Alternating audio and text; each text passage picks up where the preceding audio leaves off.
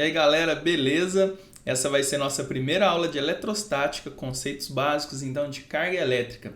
Antes da gente começar, se você não está inscrito ainda, se inscreve e vamos nessa para a nossa aula de eletrostática.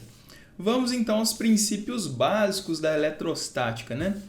Lá antes de Cristo ainda, 500 anos antes de Cristo, nós temos então Tales de Mileto já observando alguns fenômenos elétricos, né? Ele observou que quando ele atritava algumas pedras em animais, o que acontecia? Essas pedras começavam a atrair alguns objetos leves, uma folha ou alguma outra coisa leve. Agora imagina a cena, 500 anos antes de Cristo, o cara passando uma pedra numa ovelha e vendo que a pedra, depois disso, conseguia atrair alguns objetos leves. É de explodir a cabeça, não é mesmo? Mas de explodir a cabeça mesmo é o cara começar a observar isso com um olhar crítico, né? Um olhar de cientista. Então o filósofo Tales de Mileto começou a observar esses fenômenos naturais e questioná-los, porque até então provavelmente outras pessoas já tinham percebido isso, mas deixava passar batido. Acreditava aí provavelmente que era algum tipo de mágica, sei lá, né, que o pessoal pensava antigamente. Então é importante ele ter tido o pensamento crítico de analisar o que é isso que está acontecendo aqui. A pedra que o Tales de Mileto atritava aí nos animais, eu estou aqui imaginando ele atritando uma pedra nos animais. Devia ser até engraçado. Depois você testa com o seu cachorro, mas não pega uma pedra não.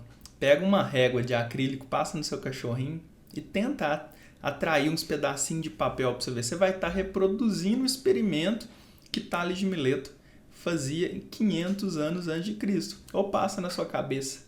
Eu falei do cachorrinho só para ficar igual ele, né? Ele fazia em animais. Por que o cara não passava na cabeça dele, né? Sacanagem. Passa uma régua de acrílico na sua cabeça e tenta atrair uns papelzinhos. Coloca uns papelzinhos picados na sua mesa. Você vai ver o que acontece. Pessoal, o âmbar é essa pedra amarelo, transparente, e é o que Tales de Mileto usava e o que Gilbert, olha só, 1000 anos depois, também realizou experimento, só que ele percebeu que não funcionava só passando em animal, passando em outros objetos também. Atritando então outros objetos com o âmbar, ficava eletrizado. Lógico que ainda não se tinha essa ideia de eletrização, mas eles percebiam isso. Então William Gilbert já 1000 anos depois ainda estava reproduzindo o experimento do Tales de Mileto e tentando entender. Para quem não sabe, olha só, o âmbar é responsável aí pela preservação de alguns seres de milhões de anos. Certo? É como se fosse uma seiva de uma árvore, né, que escorre e aí ela solidifica, e aí se ela tiver passado por cima de um inseto ali vai solidificar ele. Quem já viu Jurassic Park sabe o que eu estou falando, né? E aí ele preserva. O pessoal até fala lá no Jurassic Park, o que eles fizeram? Eles foram nesse inseto aqui, colheram sangue de um dinossauro que ele tinha picado, e aí com esse sangue eles conseguiram clonar os dinossauros e tal. Beleza? É uma viagem, né? Mas tá aí, filme famoso. Enfim, um detalhe muito interessante é que em grego essa pedra de âmbar aqui chama elétron. Perceberam a semelhança aí com eletrostática? Com o que a gente mais vai estudar aqui, que são os elétrons, que são cargas negativas, que a gente vai ver logo logo. Então o nome elétron veio do âmbar, que se chama electron em grego, beleza? E provavelmente esse nome tem a ver com essas propriedades eletrostáticas, né? Quando se foi a etimologia da palavra aqui, deve vir disso. Já se percebia essas propriedades dele, colocaram esse nome de electron e aí manteve para o elétron por causa das propriedades de quando se atrita o âmbar. Beleza? E a carga elétrica só foi evidenciada por Thomson lá no século XIX. Então, olha só aí quanto tempo se leva para construir o conhecimento, né? Estamos aqui no século XIX e o Tales de Mileto já observava esses fenômenos lá em 500 anos de Cristo. Beleza? São mais de 1000 anos, tá? 1500 anos, né? Como que Thomson observou isso? Ele fez o famoso experimento dos raios catódicos. Nesse experimento, um gás foi submetido a um potencial elétrico, uma diferença de potencial. Por isso, a gente tem a emissão de luz por esse gás, que são os raios catódicos. Quando o Thomson aproximava um ímã desses raios catódicos, então tinha deflexão desses raios, ou seja, o desvio desses raios. Tá, ok? Nesse experimento, os raios poderiam ser atraídos ou repelidos pelo ímã, a depender da carga elétrica que estava ali no experimento. E aí acontece o seguinte, então, a partir desse experimento foi evidenciada a existência dos elétrons, os elétrons que têm carga negativa, ok? Negativos. E pouco depois, com o mesmo experimento, evidenciou-se os prótons, a existência dos prótons que têm carga positiva, tá? Inclusive, a partir desse experimento, Thomson então desenvolveu o modelo atômico dele, o famoso modelo atômico pudim de passas, né? Onde você tem os elétrons como sendo as passas ali em volta do pudim. No caso, os elétrons em volta do núcleo atômico. Tá, ok? Elétrons negativos, prótons positivos. E aí é o seguinte, se você tem um corpo com cargas elétricas positivas e negativas, existem 3 possibilidades. Esse corpo pode estar neutro. Quando que ele vai estar neutro?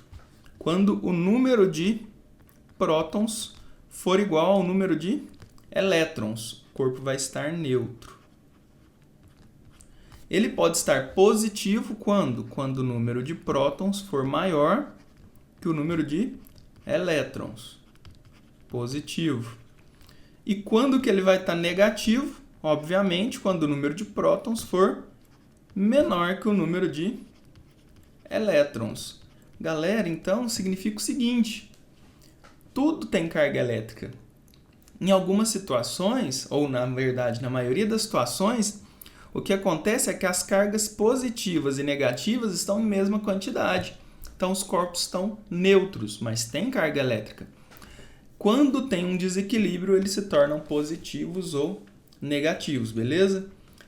Pouco tempo depois, no início do século XX, foi-se comprovado experimentalmente qual que é a carga elétrica de um elétron, que a gente vai chamar de carga elétrica elementar, por isso E, que é a menor carga possível aí que se pode ter, que é 1,6.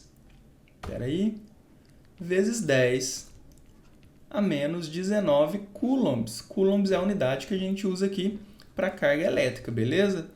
Então, o elétron que é positivo vai ter essa carga, aliás, desculpa, o elétron que é negativo vai ter essa carga aqui negativa. O próton que é positivo vai ter essa carga positiva, beleza? Então, a carga elementar é mais ou menos 1,6 vezes 10 a menos 19, no caso do elétron negativo, no caso do próton positivo. E aí, um corpo vai ter uma quantidade de carga múltiplo dessa carga elementar. Então, a gente diz que a carga é o número de cargas a mais ou a menos, já vou explicar essa questão, vezes a carga elementar. O que é esse N aqui? Gente, esse N é a diferença de prótons e elétrons. Por quê? O que acontece aqui? Se a gente tem um excesso de prótons, lembra que eu falei que vai ser positivo? Se a gente tem um excesso de elétrons, vai ser negativo. Então, esse N aqui, ó, a gente vai fazer o número de prótons menos o número de elétrons. Quando a gente tiver mais prótons que elétrons, esse N vai dar positivo e minha carga vai dar positiva. Quando a gente tiver mais elétrons que prótons, esse N vai ser negativo e minha carga vai dar negativa, já que eu tenho mais elétrons. Beleza? O mais ou menos aqui é do E, se eu estou com excesso de prótons ou elétrons, mas é bacana pensar dessa maneira aqui. Facilita, tá? Fazer então o N sendo o número de prótons menos o número de elétrons. Ou, se preferir, faz como eu acabei de dizer. Se eu tenho um excesso de elétrons, vai ser negativo. Se eu tenho um excesso de prótons, vai ser positivo. Beleza? Então, a gente diz que a carga é quantizada. O que significa isso? A carga sempre tem que ser um múltiplo, então, desse E, que é a carga elementar. Sempre um múltiplo aí, um número inteiro multiplicando, que vai ser o nosso N. Belezinha? Se eu tiver, então, por exemplo, um corpo aí que tem um excesso de elétrons. Um excesso aí da ordem, sei lá, vamos colocar aí 1 milhão de elétrons em excesso. Então, meu N vai ser 1 milhão. Qual que seria a carga Q desse corpo? Eu pego o N, aqui 1 milhão, ó, 10 à sexta, e multiplico pela carga 1,6 vezes 10 a menos 19. Como eu tenho um excesso de elétrons, isso aqui vai ser negativo. Então, a carga vai ser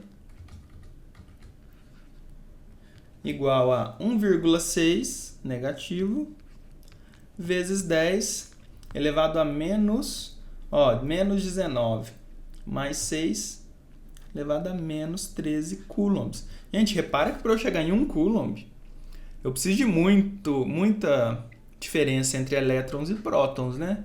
Com 1 milhão de elétrons, ele está na ordem de 10 a menos 13 coulombs.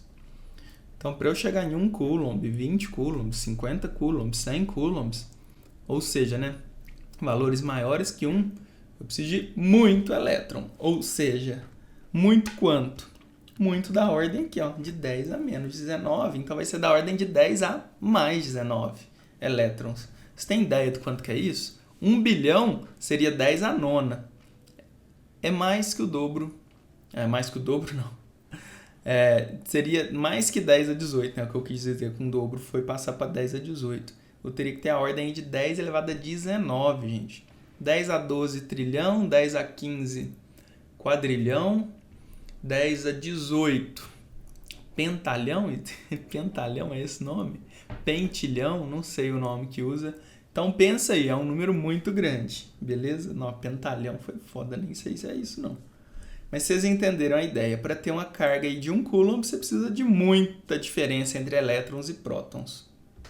Todo mundo já ouviu falar daquele ditadinho, os opostos se atraem, não é? Até usado aí para outras coisas que não são da física. O pessoal extrapola aí para a vida, né? Falar pessoas que se amam, né, e são opostos, é porque os opostos se atraem. Aqui na física, aqui na eletrostática, isso vem aqui do princípio de Dufay. O princípio de Dufay fala isso. Cargas opostas se atraem, iguais se repelem. Ou seja, se eu tiver duas cargas positivas, o que vai acontecer? Vai surgir uma força de repulsão entre elas, ou seja, forças em sentidos opostos. Ação e reação, hein, galera? As forças vão ter mesma intensidade, mesma direção, mas sentidos opostos, cada uma atuando em uma carga. Se for as duas negativas, a mesma coisa, tá? Depois a gente vai aprender a calcular essas forças lá na lei de Coulomb. Beleza? Esse aqui ficou meio torto. Não tá na mesma direção, não. Ó. Aí. Força F. Coloca um negativinho nessa para indicar que é sentido oposto. Beleza? Mas e quando elas são opostas? Uma positiva e uma negativa? Aí se atrai. Aí entra o ditado lá. Os opostos se atraem. Uma carga positiva e uma negativa vai se atrair. Mas a ideia é a mesma, ó. Ação e reação, sentidos opostos. Só que agora o sentido oposto é de atração. Uma para a direita, outra para a esquerda, mas se atraindo.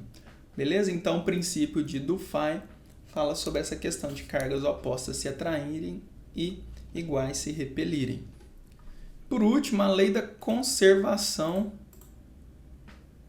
da carga elétrica. Se eu tenho aqui, ó, 3 corpos. Opa! 3 corpos. A, B e C. Em 2 tempos diferentes, ou seja, um antes e um depois. Antes e um depois. A lei da conservação da carga elétrica diz que qualquer coisa que acontecer aqui, se esse for um sistema isolado, tá? Onde eles estão aqui. Qualquer coisa que acontecer aqui, a carga total no sistema antes e depois tem que ser sempre a mesma. O que pode acontecer é ela trocar de corpo aqui. A gente vai ver isso na próxima aula, os processos de eletrização que podem acontecer, porque a carga iria de um para o outro. Então, por exemplo, se eu tiver uma carga aqui de 4 microcoulombs, mais 4 microcoulombs, aqui menos 2 microcoulombs, e essa aqui mais 10 microcoulombs, quanto que deu o total aqui? Ó? 4 com 10, 12, com menos 2, aliás, já estou dando a resposta final. Ó. 4 com 10, 14, com menos 2, 12. Então, eu tenho uma carga total aqui de 12 microcoulombs, tá? Com menos 2, 12 microcoulombs. Então, essa carga total vai ter que ser a mesma aqui no final. Se por algum motivo tiver uma mudança das cargas aqui, como esse sistema é isolado, tem que continuar o mesmo valor. Então, por exemplo, vamos supor que esse aqui passou para mais 1 microcoulomb, esse aqui passou para mais 5 microcoulomb, 5 com 1, 6, quanto que falta para 12? Aqui só pode ser, então, mais 6 microcoulombs. Então, a soma das cargas em um sistema isolado sempre tem que ser a mesma, tá? Ela pode trocar de um corpo para outro. A gente vai ver na próxima aula como que isso pode acontecer. Mantenho 12 microcoulomb. Um detalhe importante, gente, como a gente viu ali, as cargas vão ter valores pequenos. Vai ser muito comum falar de milicoulomb, microcoulomb, às vezes até nanocoulomb. Lembram desses prefixos aqui? Se não lembra, dá uma olhada nessa aula aqui que eu vou deixar para vocês. Mas, ó, só lembrando, mili é 10 a menos 3, então seria 10 a menos 3 coulombs. Micro, 10 a menos 6 coulombs. Nano, 10 a menos 9 coulombs. Tá ok? Por enquanto, nessa aula aqui, eu ainda não vou fazer nenhum exercício, tem pouco exercício dessa parte. Eu já fiz aqui com vocês esse exemplozinho aqui, ó, usando essa equação do Q, né? Q é igual a N vezes Z. Tá? Na próxima aula a gente vai falar de processo de eletrização, aí sim a gente vai fazer alguns exercícios. Tá ok? Então, beleza, essa foi a nossa primeira aula de carga elétrica. Espero que vocês tenham gostado, tenha sido esclarecedor. Se curtiu, deixa o like. Se não está inscrito ainda, se inscreve, ativa as notificações, me segue no Instagram. E é isso aí, um abraço, até o próximo vídeo.